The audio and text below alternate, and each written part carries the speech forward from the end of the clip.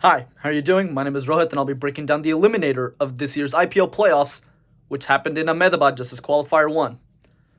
For both the Rajasthan Royals and the Royal Challengers Bengaluru today, losing meant their season was done.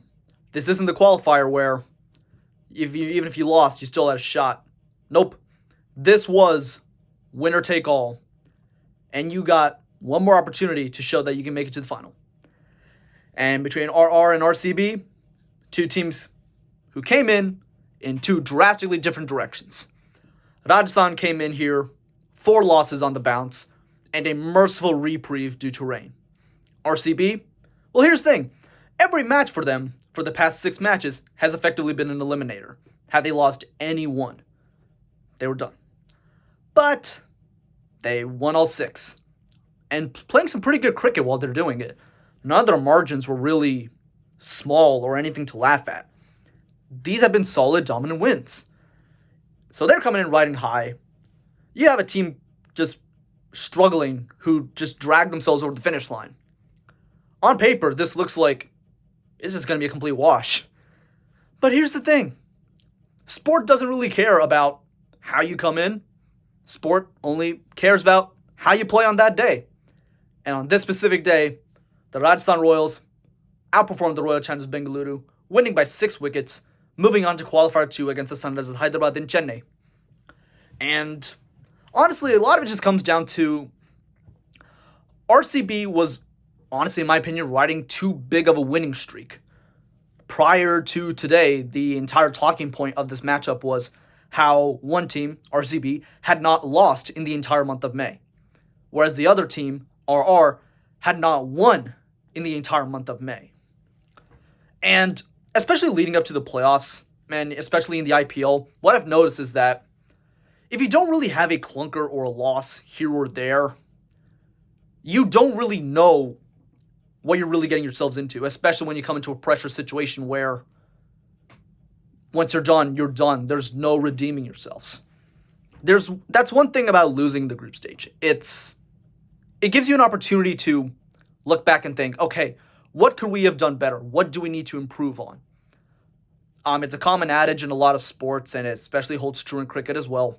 You learn a lot more from losing than you do winning. And Rajasthan has done a lot more losing than winning over this past month.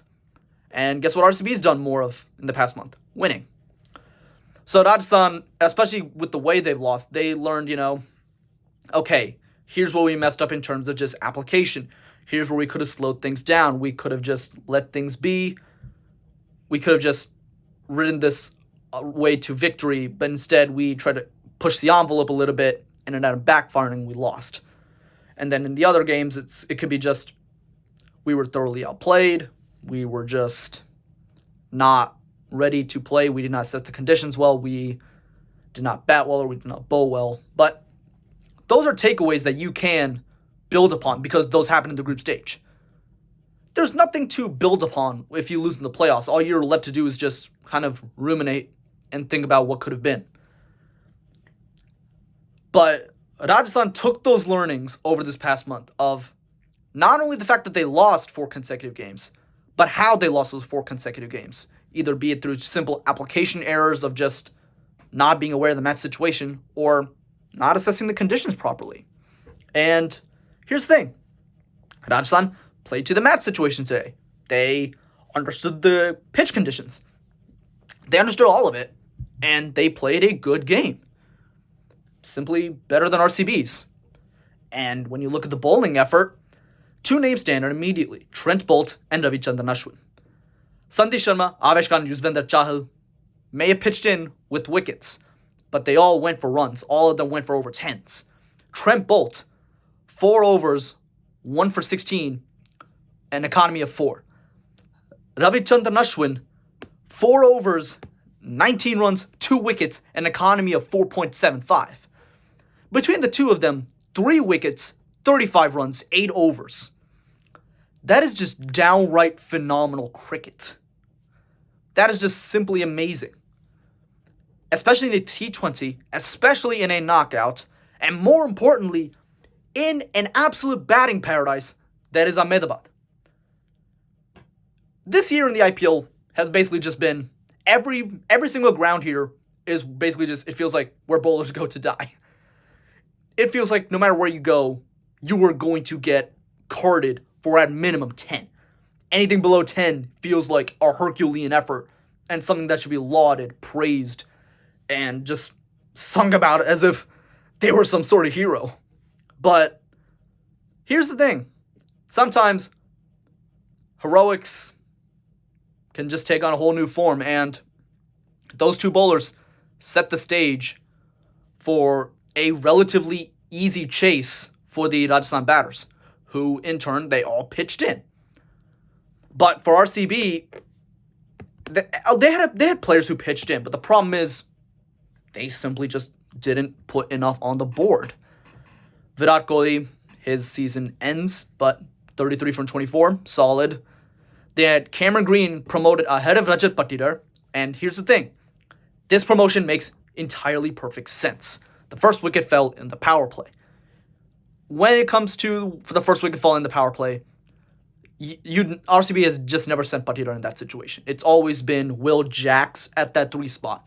But now that Jacks has gone to national duty, it's basically a toss-up between do you send Glenn Maxwell or do you send Cameron Green? And RCB today chose to send Cameron Green, and honestly, Cameron Green was solid. A few big hits here and there. Solid contribution to 27. Rajat Patidar, as usual, has been the star, and he once again played a pivotal role. 34 from 22. Healthy strike rate. One of only 2 batters to have a strike rate of over 150 who also played 10 or more deliveries. The other being Mahipal Lamror, 32 from 17. And he was also the beneficiary of a drop. And there were dropped catches everywhere. Rajasthan dropped quite a few catches in RCB's innings, and had they made those catches, the requisite chase probably could have been easier. And then Rajasthan got a few reprieves themselves with RCB dropping a few catches. But here's the thing. Catches win matches, and if you're the bowling side in a chase, your drop catches are far more detrimental than if you're the bowling side when you're bowling first. It's far more detrimental to drop a catch when you're defending a total, because that could be a complete momentum stopper. It makes people reevaluate how the chase goes. So there's a lot. But ultimately, sometimes things just don't fall your way. And like I said, for RCB, a lot of things were going their way for a while. Law of average says they were due for one. Unfortunately, that came to be in the playoffs. For Rajasthan, again, team effort. Jaiswal, Riyan Parag, and then Shimron Hetmeyer at the end. They completely just took the game away. Few timely hits here and there. Then Rothman Powell finishes it off. And shout out to Rothman Powell in the field, because that man, it looked like he had a magnet in his hands.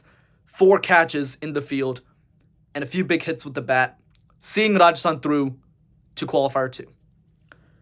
And remember how I said Trent Bolt and Ravichandran Ashwin had their heroics with the ball for Rajasthan? Unfortunately, nobody in RCB could replicate that. The person who came the closest was Cameron Green. 1 for 21 in 8 overs, an economy of 7. But sometimes that just isn't enough. An economy rate of 7 when the chasing total is around 7 is around 8.5. Very good. Very, very good. However, it just wasn't enough. You needed more bowlers to replicate that sort of performance, and everybody else around Cameron Green unfortunately went for more runs. Yash Dayal in particular going for 37 runs in 3 overs. So the hero of the match against CSK, where he defended effectively 17 off the final over to ensure RCB spot in the playoffs, that effort, 12 for 33, 12.33 economy, 3 overs, 37 runs. Yeah. Sometimes that's just how the sport goes, but here's the thing. Every single RCB bowler except for Cameron Green went for runs. You have economy rates of 8s, 9s, 10s. Obviously, you have Dale at 12s. But ultimately, you look at this pitch, and you look at the fact that there was dew on offer. And all that tells you is RCB just flat out did not put enough runs on the board. The spirited bowling performance while solid, simply just wasn't enough because there were too many runs on the board. A lot of it just comes down to Rajasthan obviously bowling well, but also sometimes RCB try to get a little reckless. But playing a little fast and loose is what RCB got here. That's what got them here in the first place. I'm not going to knock them for playing fast and loose. It just wasn't their day, and it happened to be at a far more critical time than it probably just could have. That's the strange thing about sports, is just sometimes you can be riding high, but the lowest day happens at the worst possible time. And you can't really prepare for it. Sometimes it just happens. Unfortunately for RCB, today was just that day. So, for the 17th year running, Isala Cup Namde ends in Isala Cup Namdilla. And with that, it's on to 2025, where I'm sure Isala Cup Namde starts once again. With that, thank you so much for watching. Please like, comment, subscribe. And on Friday, we are going to find out who meets KKR in the final. SRH, RR. That's going to be a fun one. So get your popcorn ready. So, have a good one.